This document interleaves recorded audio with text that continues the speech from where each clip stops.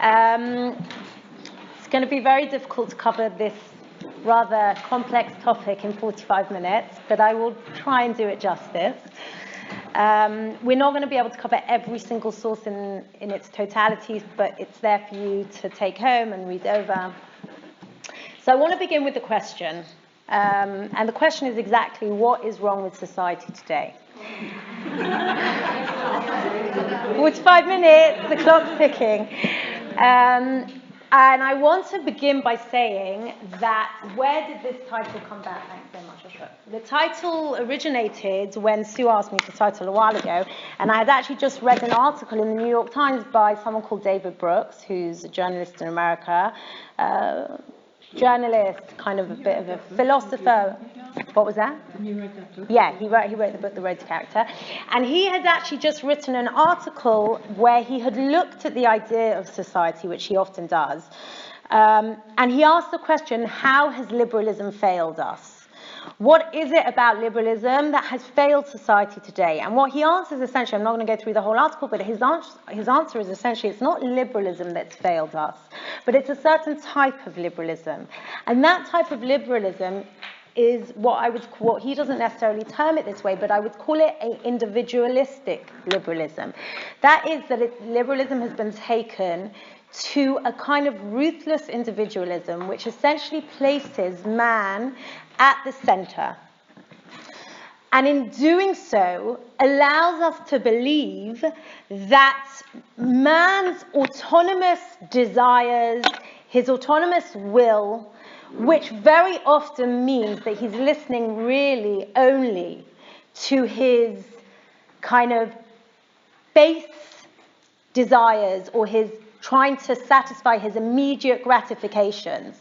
That essentially has been the downfall of liberal society. That's where we've gone wrong. And what he says is if we look back to the Greeks, to the Greek philosophers, when they asked the question, they essentially introduced us in many ways to what liberalism is, democracy, and all the things that we took many years later on. They asked the question, how can we govern society? Where does liberty start? And interestingly enough, even though they did live in quite a hedonistic society, but interestingly enough, a lot of the Greek philosophers, what they essentially taught us was the idea that before a person can govern society, they have to govern themselves. They have to know, they have to be able to discern between what is a higher desire and a lower desire, or a higher value and a lower value. What kind of will am I, which of my wills, which of my desires am I going to listen to, and which is the greater one? And that's essentially, the whole of Greek philosophy is based on this idea of what is the good? What is the good in man? And obviously this is where the discussion starts. And what David Brooks at the time said is that we have essentially released ourselves of the obligatory instincts that we have as human beings, and instead we become, or we serve, our base desires. And that is really a very extreme sense of individualism. And what I want to suggest today is that Pesach is the Chag of liberty. And I want to ask the question, how does the Torah, from the outset, when we are told about the story of coming out of Mitzrayim, when we're told about the story of the Exodus, how does it give us the tools and how does it give us the starting point through which to view the notion of liberty? And maybe in a way, through learning this or through understanding the Pesach story, we'll be able to see it as an antidote to the decay of liberal society today. So I want to begin with one of the most famous essays by one of the most well-known kind of political philosophers of the last century, Isaiah Berlin. His essay, The Two Concepts of Liberty, and there he outlines for us two different types of liberty. One which he calls negative liberty and one which he calls positive liberty. And he says as follows: the first of these political senses of freedom or liberty, I shall use both words to mean the same, which, following much precedent, I shall call the negative sense, is involved in the answer to the question, what is the area within which the subject, a person or group of persons, is or should be left to do or be what he is able to do or be without interference by other persons. So the idea of negative liberty is the idea of being freed or liberated from any external constraints on my action, okay, or interference. The second, which I call the positive sense, is involved in the answer to the question, what or who is the source of control or interference that can determine someone to do or be this rather than that?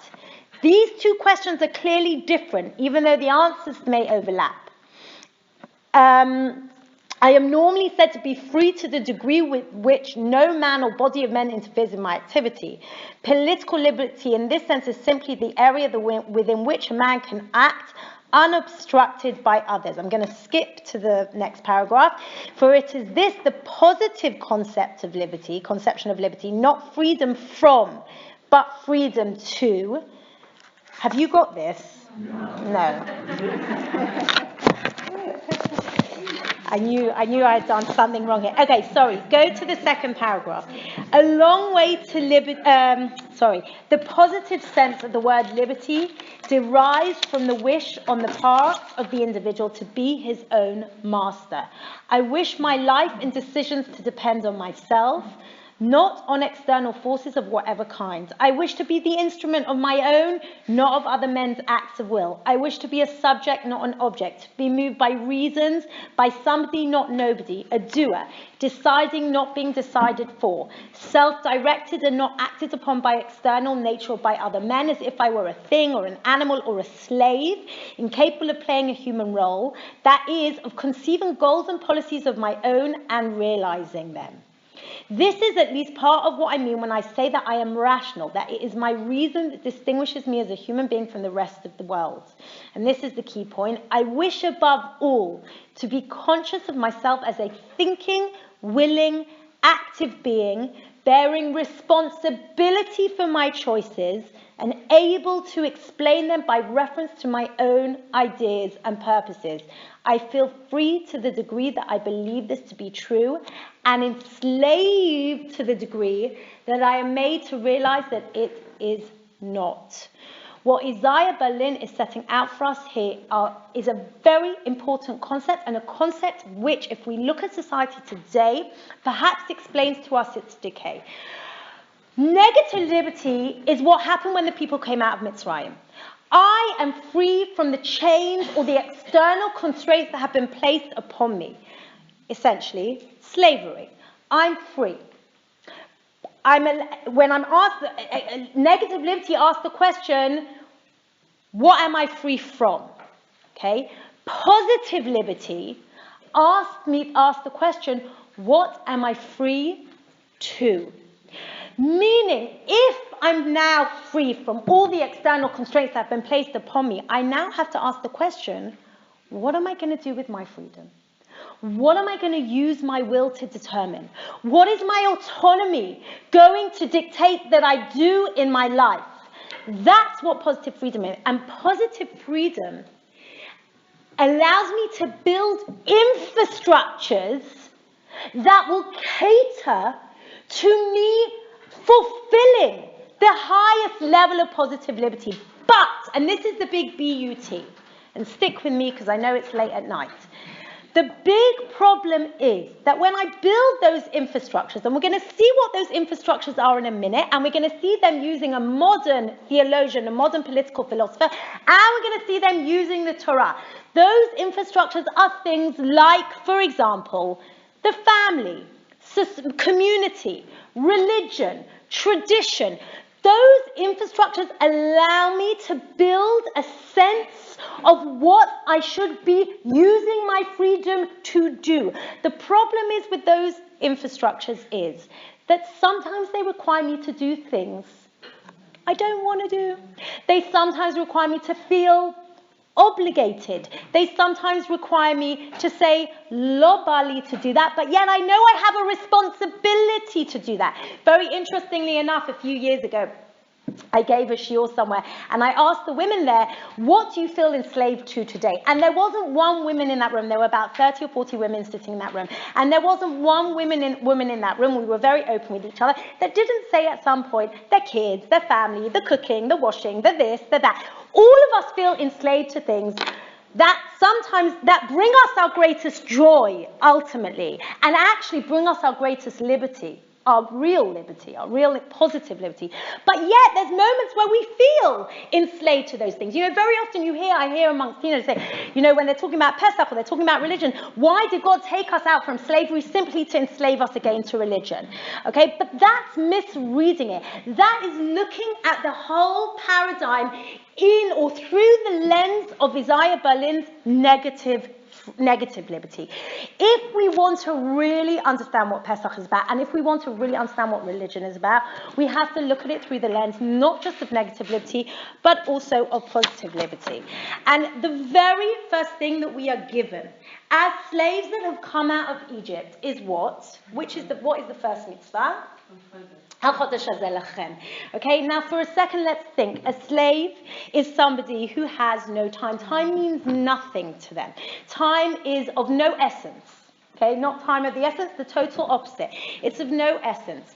But when we are given our negative liberty by God, when he takes us out from the chains of slavery, the very first thing he says to us, and here, by the way, this is it may not be radical for us today, but think about the ancient world, how radical this statement was. A time, by the way, where let's not forget, there was no universal time. There wasn't such a thing as a clock.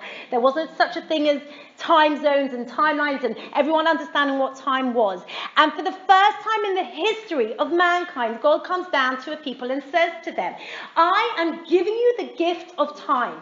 The radical notion of the gift of time here is revolutionary. And what he is saying to them here is he is using, or I should say Isaiah Berlin, thousands of years later, is maybe using what God gave, the tool that God gave to the people at the time. He is saying to them, I'm going to give you negative liberty, but I want you to think in terms of positive liberty. You now have this time. You now have this, almost this vacuum, right? I always kind of, being a mother of young kids and some teenagers as well, I always use the analogy of children. I always say, you know, when it comes to Chofesh HaGadol, okay, it's called the Chofesh HaGadol for a reason, because it's enormous, vast amount of time. And the biggest question you have to, and the kids, they come out of school, I'm free.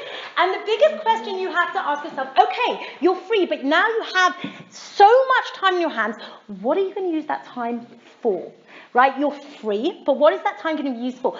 This is the statement that Hashem gives over to the people. He said to them, I am now giving you freedom, but what are you going to use that freedom for? And if you're just going to use it to listen to your hedonistic desires, that's not true freedom, because what happens when you do that is essentially you become enslaved again to your hedonistic desires, which is no real freedom at all. Okay? And that is what happens. So in source number 2, V'yom Hashem Moshe ve'al be'eretz Mitzrayim lemor hachodesh hazeh lachem roshei chodeshim rishon hu lachem l'chodshei hashana. And the Sefana beautifully says as follows: from now on the months shall be yours, to do with them what you shall desire. For in the times of slavery your days were not yours, they were for serving others in their will. Therefore this month shall be unto you the beginning of months, for this is where your free existence begins. Okay? And this is exactly the idea. This is where our free existence begins. Now, I want to take this a step further, and I want us to try and understand here. It deserves far more time to develop this idea, but I just want to very, very kind of, in one sentence, try and understand the difference between liberalism and conservatism, right? Conservatism comes from the word conserve. Okay, and conserve essentially is the idea where I conserve the system of what there is. Okay, I don't need to develop it so much anymore. Okay, and essentially conservatives ground liberty in individual rights. Okay, the rights that I have. Liberalism is much more liberal. Okay, meaning much more open, and there liberty is grounded in individual autonomy. But liberalism essentially wants to liberate me in many ways from my obligations, okay, from responsibility sometimes, in its extreme form. Conservatism, in some way, wants to conserve it too much, okay, where there's no change and no growth and no development. So the question is, how do we try to go between the two? And what I want to suggest is taking the paradigm of Isaiah Berlin's negative and positive liberty and taking the idea of the liberal and the conservative society, okay, I want us to try and understand what Pesach gives to us. And what I want to suggest is it gives to us a liberty that is a long road liberty. I'm going to call it a long road liberty. What does that mean? It means it's a liberty that isn't a totally liberal society where I have no responsibilities and no obligations, but it isn't a totally conservative liberty where all I have is rights and I want to conserve everything that is, and the system and the frameworks are all there, but it doesn't matter what they do or provide to me just as long as they stay in place, okay? What the long road liberty is, okay, is where I see the building of society based on the idea that nothing can come overnight. Now, look at two sources in front of you, source number 4 and source number 5. In source number 4, very interestingly, okay, in the Shulchan Aruch, we have Sholim b'Hilchot Pesach Kodem lePesach 30 Yom. Okay, we have to learn about the Hilchot Pesach 30 days before. Okay, why? Why do we need a transitory period of learning about Hilchot Pesach? So one could argue maybe we need to know how to clean, okay, perhaps. There could be many reasons, but what I want to suggest is it's linked very much to a very interesting pasuk, and that's in source number 5. Okay, I brought you only the English. I don't even have the Hebrew here. It came to pass when Paro had let the people go, Hashem didn't lead them through the land of the Philistines, okay, Eretz HaPlishtim, even though it was nearer. Why do they need to take the long road? Now we know with retrospect that they took the even longer road because it took them 40 years in the desert to get there, okay? But even if they didn't have those 40 years in the desert, which they didn't know at the time, they had to go through the long road. So there's many arguments, and even Pasuk itself says, okay, that the reason why is they weren't ready to, they didn't want to have to fight a war, and they knew that they were going to fight a war. But there's something here about taking the long road, or the long walk to freedom, okay, as from Nelson Mandela's book, exactly, okay? The long walk to freedom means that I learn something about myself on the journey. And I want to share with you a beautiful essay that I found by someone called Yuval Levine. He's a very well-known American political analyst. He was actually born here in Haifa. He's a public intellectual, academic, a journalist. And he writes, and we're not going to read the whole thing, but he writes here exactly about this idea of the liberation of the individual on the road to liberty. And he says as follows: the liberation of the individual from outside coercion is the short way to liberty, and the way that most progressive and conservatives today seem to have in mind. That is what kind of liberty, according to Isaiah Berlin? Negative liberty, okay? And that's what most people are seeking today. Why? Because they want the easy way out, right? Because it's easy. If I have no constraints and I have nothing holding me back, then I can do what I want, when I want, with whom I want, and there's no consequences to my action, okay? The formation of the individual for freedom is the long way. The formation of the individual for freedom is the long way to liberty, and the way that our liberal society plainly requires. The long way is a prerequisite for what the short way promises. It's a necessary preparation. Okay? If we want the short way to liberty, which is an amazing society where everyone gives and everyone's fantastic, and I get both my rights and my responsibilities come together, that's great, but you're not going to have that just from negative liberty. That requires a long road. Why does that require a long road? Because it's something that doesn't just have to happen externally, it's something that has to happen internally. And we know it's far easier to take the people out of slavery, to take slavery out of the people. That requires much longer. The long way, but our political instincts now incline us to seek shortcuts. We're tempted to pursue individual liberation without preparation. This leads to an increasingly dangerous failure of self-knowledge. I'm going to go to the long way to liberty. The long way to liberty begins unavoidably with marriage and the family, and the case for the short way begins as a case against their necessity. To live as a father and a husband, a wife and a mother, a child and a sibling, is to live lives shaped by duties and obligations that sometimes great, but often bring joy.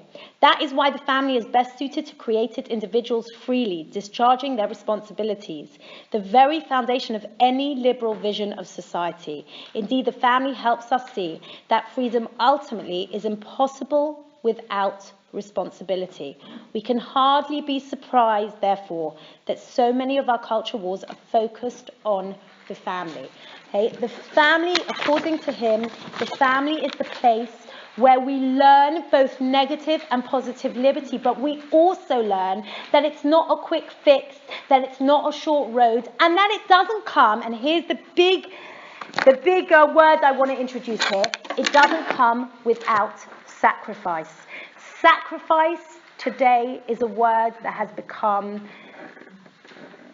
an anathema to our society. It's a word that we really don't like. Okay, why? Because it means we have to give up a certain sense of our liberty, okay, or our autonomy, or our will, or our desire, okay. But sacrifice is also something that made society great. Sacrifice is something that makes us as individuals recognize what real joy is, what real simcha is, and this is exactly what he says to us here.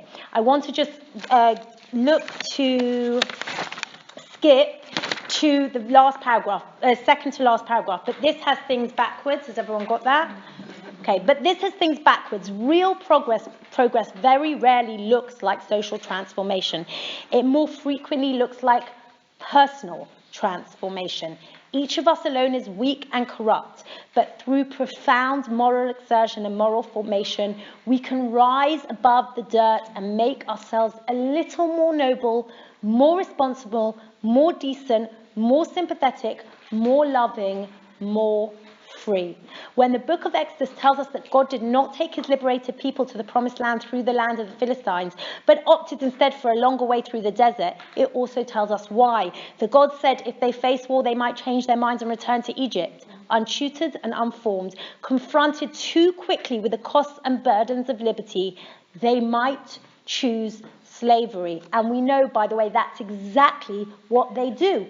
Very often, again and again. And we surprise as we read it and we say, why do they want to go back to Mitzrayim? What was so great in Mitzrayim? But when the times when they want to return to Mitzrayim, exactly the times when they are faced with the burden of responsibility. Okay, we see it in our kids, we see it in ourselves, right? I always remember I used to get to the front door and I used to have a car full of shopping, and I used to think to myself, oh, I wish my mum was here to carry it in, right?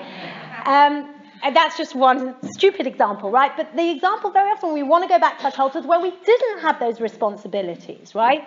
It's a calling that requires us to think about our choices in more than crass terms of utility, and ultimately is the calling that requires us to choose and to help others choose the path of the family, faith, work, learning, and community, and to avoid the path of Philistinism, even though it's nearer. Okay, so that's what he says. Now, I want to take this idea of negative and positive liberty of Isaiah Berlin and what Yuval Levine talks about in terms of the idea of liberal society today and how it's decaying in a sense because of the fact that we've forgotten the institutions and we've forgotten the idea of responsibility and sacrifice. And I want us to look at what happens in the story of the Seder story. We begin with a very important thing, and that is the idea of passing, and Oshra said it beautifully, Pesach, the idea of mamash, to talk around a table as a family about our history, about our past, about our narrative. Essentially what Leil HaSeder is about, and I know that for many people, Leil HaSeder isn't just talking about the ancient Egypt thousands of years ago, but many families make their own narrative during Leil HaSeder. I know when I was growing up, one of my strongest memories as a child is Leil HaSeder. That's where we make our family narrative as much as anything else. And this is one of the most important things for positive liberty, because I cannot know what to choose. I cannot know what are the right decisions to make as an autonomous, free-willed individual if I do not have the basic groundwork that grounds me, okay? How do I create that groundwork? Where do those frameworks come from? They come from self-narrative. They come from who am I? Ask the questions, who am I? What is my allegiance to my past? What is my allegiance to my present and my future? What is the allegiance I have to my family and my people? That's where self-narrative begins. And we see 3 times, probably more, but 3 times that I found in the message, the words that Moshe gives over to the people of Israel. 3 times he says, "V'haya ki amru alechem b'nechem, ma ha'avodah azot lachem, v'amartem zevach pesach hu la'Hashem." Okay, if your children ask you, this is what you tell them. And again, v'higata levincha b'yom ha'u, this is, you need to remember to tell your children this. V'haya ki shalcha bincha macha lemor mazot. When your son asks you tomorrow, what is this? Part and parcel of being a free person is to know not only that you have an obligation to tell your story to your children, but more than that, that you have an obligation to tell your story to yourself. That you need to develop a self-narrative, that you need to know who you are and where you've come from so that you can give that over to your children. Look at what Rabbi Adin Steinsaltz says in source number 8. Liberation then depends on acquiring an authentic identity, not on rejecting external labor. The meaning of liberation is accepting an authentic system of values, an authentic scale of goals. One who has no identity of his own and no God of his own is bound to always remain a slave, even if his master is not at this moment standing over him. In order to achieve true redemption, and not only an end to exile, it is not enough for the Jewish people to leave the wilderness of the nations. It must also reacquire its own essence, its character, spirit, ways of thinking and ways of life. Only then can it be a nation of free people. In order to make us a free people, it's very easy for Hashem to have taken us out of Mitzrayim and given us negative liberty. That is the easiest step in the exile. The hardest step is exactly what Rabbi Steinsaltz says here at the end, is to allow us to develop an identity, is allow us to develop an essence and a character and a spirit. All of these things require far more than one night. They require a lifetime and more than one generation, because we know the first generation were not ready to go into the land of Israel. It took 2 generations to acquire that, and I would say we're still trying to today as well. We've constantly, we're just coming on the heels of the elections, and we are asking ourselves these questions every single day as a nation. And I think also as individuals, who are we? What is our essence? What's our characteristic? What's our spirit? How much do we take from the past into the future? How much do we take from the past into the present, from the present into the future? How much do we leave behind? Okay, how much do we integrate as part of ourselves? How much do we bring that's new? All of these questions are questions that are part and parcel of the story of Yetziat Mitzrayim. And that is the beginning of liberty. The family is one of the main things that dictates to us what positive liberty or how positive liberty should look. The second thing that dictates to us how positive liberty should look is the notion of sacrifice. And I want to read with you Rabbi Abraham Yeshua Heschel, and he says as follows: "We all share devotion to the hard-won freedoms of the American people. Yet to be worthy of retaining our freedoms, we must not lose our understanding of the essential nature of freedom. Freedom means more than mere emancipation. It is primarily freedom of conscience, bound up with inner allegiance. The danger begins when freedom is thought to consist in the fact that I can act as I desire. This definition not only overlooks the compulsions which often lie behind our desires, it reveals the tragic truth that freedom may develop within itself the seeds of its own destruction." Now, Heschel was writing when? In the 1960s, okay? He was writing in the 1960s, that was almost 60 years ago, Okay, he couldn't have predicted more than what's happening today. Okay, which is exactly this idea that the freedom, the seed of its own destruction lies in freedom itself, and that is exactly the malaise of what's happening in liberal society. He continues and he says, freedom is the liberation from the tyranny of the self-centered ego. It comes about in moments of transcending the self as an act of spiritual ecstasy, of stepping out of the confining framework of routine reflexive concern. Freedom presupposes the capacity for sacrifice. Okay? And then he continues, I'm not going to read it. Okay? I want us to look now at what I see really, as much as the Seder story, as much as the exile story is the paradigm for liberty, there's one particular part of it that I see really as the climax of that moment, and that is the Korban Pesach. The Korban Pesach is, in every way, integrates exactly these notions of what everyone we've seen until now talks about, the idea of family and the idea of sacrifice. These two main ideas. Have a look at the Korban Pesach. Have a look at what the Torah tells us about the Korban Pesach. Oh, do you have it in Hebrew? No? Okay. Hold on a second. Okay, so speak to the congregation of Israel. Every person has to take a lamb according to the father's house, according to their household. And what happens if you don't have anyone in your house? But if he doesn't have, okay, if the household's too little, he needs to go and eat the Korban Pesach with who? With his neighbor. Meaning what? Not one person here eats alone. There is no solitary confinement, there's no solitary consumption, okay, when it comes to the Korban Pesach, okay? This is not what I call an enslaved liberalism. This is a liberalism that already is creating the groundwork for positive liberty. It begins with negative liberty. We have to be taken out of the chains that we've been enslaved for our Egyptian taskmasters for so many years. But it's not just that. Hashem is already laying the groundwork and laying all the tools in place so that we can develop positive liberty. And the very first two things given to us, time, and the second, the importance of family, of eating together. Now, as slaves for hundreds of years, when they got food, they ate. No one thought about eating with somebody else. Okay, that wasn't even in their mindset. Therefore, the very first thing they're told to do is do not eat alone. Because when you sit round the table, there's a great book by someone called Thomas Friedman, also a very well-known journalist, political scientist, whatever, in America, called Thanks for Being Late. And there he talks all about society today and obviously everything that's wrong. And one of the things he says is that in companies today, they found that all these Zoom meetings and everything else, they're all great. But when it comes to having to make a decision, he says the only way to do it is round the dining room table. Okay, round the dining room table, meaning when you are sitting face to face with somebody and talking to them.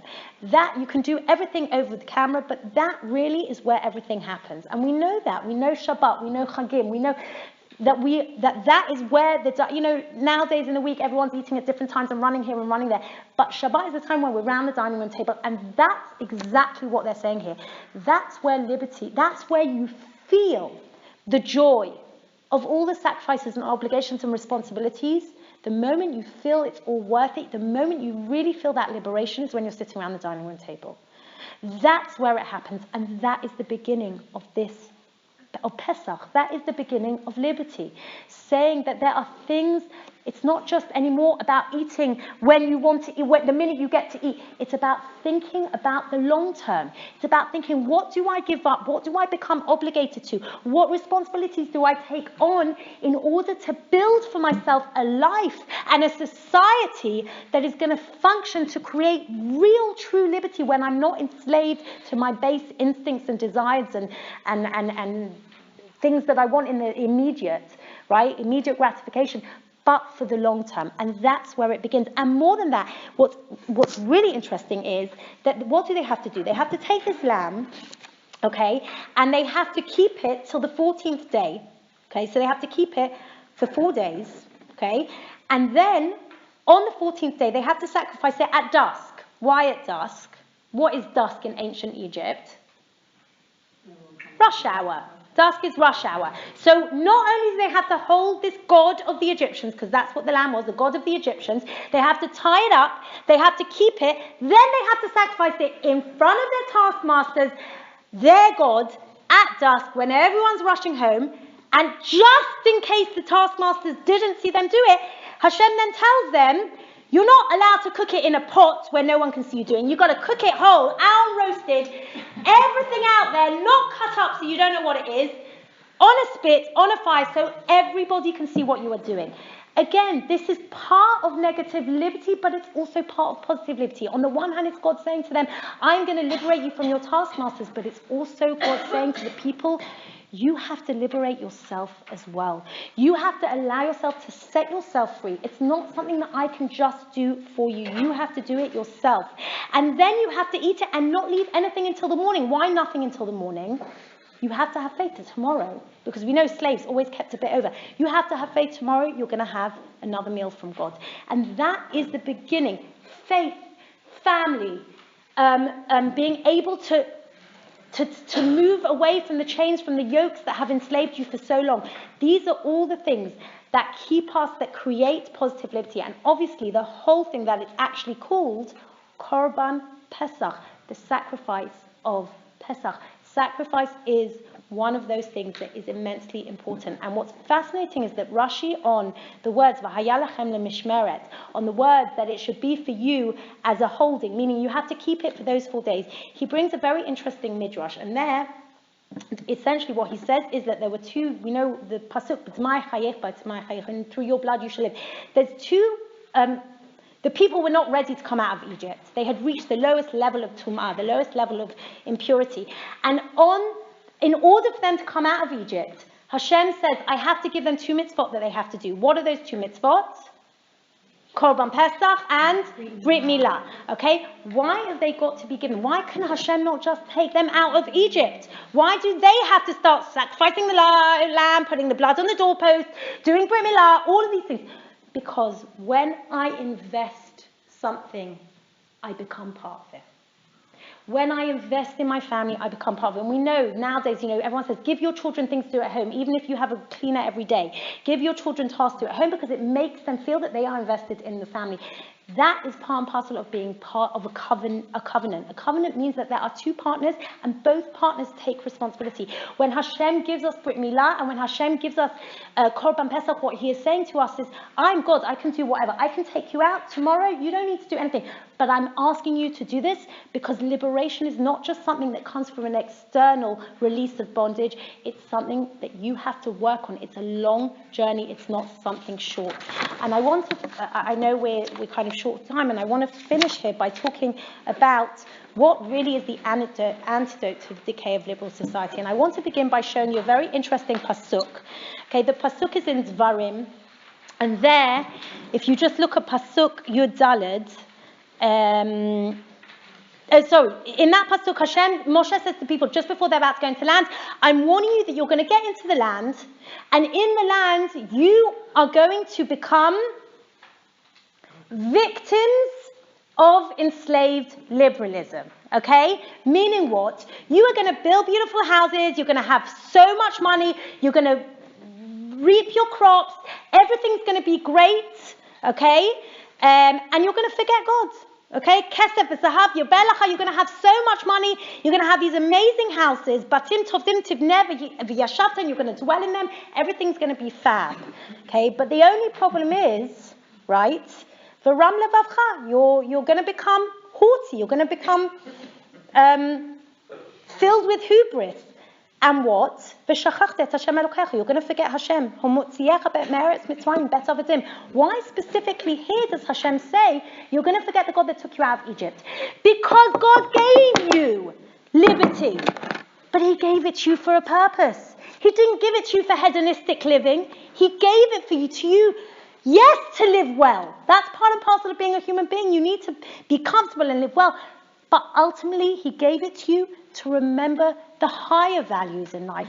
And what's fascinating is when Moshe turns to people, he says something. He says, if you look at Pasuk Tet Vav, he says, remember that I took you through the Midbar, Tet Zayin, right? And I fed you in the Midbar, okay, that your forefathers hadn't known. Leman anotecha or leman nesotecha lehetivcha ba'acharutecha. Okay, he says, I afflicted you and tested you so that it would be good for you. Now, ba'acharutecha can be read as how is it usually read? In the end, right? So it would be good for you in the end. Okay, but it also comes from the word achrayut, right? Meaning what? All of this coming out of exile, coming through, being tested in the desert and going through the long road to freedom. All of those tests and all of everything you went through was why? So that it would be good for you, because so that you can take responsibility. That in the end, it comes down to you taking responsibility. It's not just about what I've given you. It's not just asking about what can the world give to me. It's also about me asking, what can I give to the world? And what is so beautiful, and certainly one of my favorite narratives of the whole of Sefer Devarim, is when in Parshat Ki Tavo, when they come to the land of Israel, they're told, come to the land. It's the first thing we're told about coming to the land. Not set up a society, not look for political parties to vote for, okay, not set to get democratic state. The very first thing we're told to do when we come to the land of Israel is to what? Is to bring your first fruits up to the Beit HaMikdash. That is a strange mitzvah, and yet it's everything. Because when we bring the first fruits, what we are essentially saying is we are creating exactly this idea, an antidote to the decay of liberal society, because we are saying these first fruits that I have taken from my field, that I have grown, that I have invested in, okay, I want to take them to my house and I want to eat them. I want to do solitary consumption, okay, that's what I want to do. And yet the Torah demands that I take them up to the Beit HaMikdash. And when I go up there, I say what I say in the Haggadah, which is the whole of Magid, which is Armi Oved Avi. That is the whole of Magid. This is where it begins. It begins here. And we turn around, and the farmer turns around and he says, this is my narrative. This is my story. This is what I'm going to tell my children and my grandchildren and myself and all the future generations. I have come to the land for a bigger reason. It's not just about going to the canyon and buying my shopping, because that's important too, especially Erev Pesach, okay? But it's much more than that. It's about knowing why I'm going to the canyon to do my shopping. It's about knowing why I'm in this land. And more than that, and this is the beautiful part of it all, at the very end, once he said all of the pasuk of where he is, who he is, and he's now today the farmer in the land of Israel, bringing his fruits up to the Beit HaMikdash, the Torah then says to us, pasuk Yud Aleph, ושמחת בכל הטוב אשר נתן לך השם אלוקיך ולביתך אתה והלוי והגר אשר בקרבך. The only way you can achieve true happiness, true liberty, is when you share what you have with those that are less than you, with the ger and almanah, with the stranger, and with the Levite, and with the people that don't have what you have.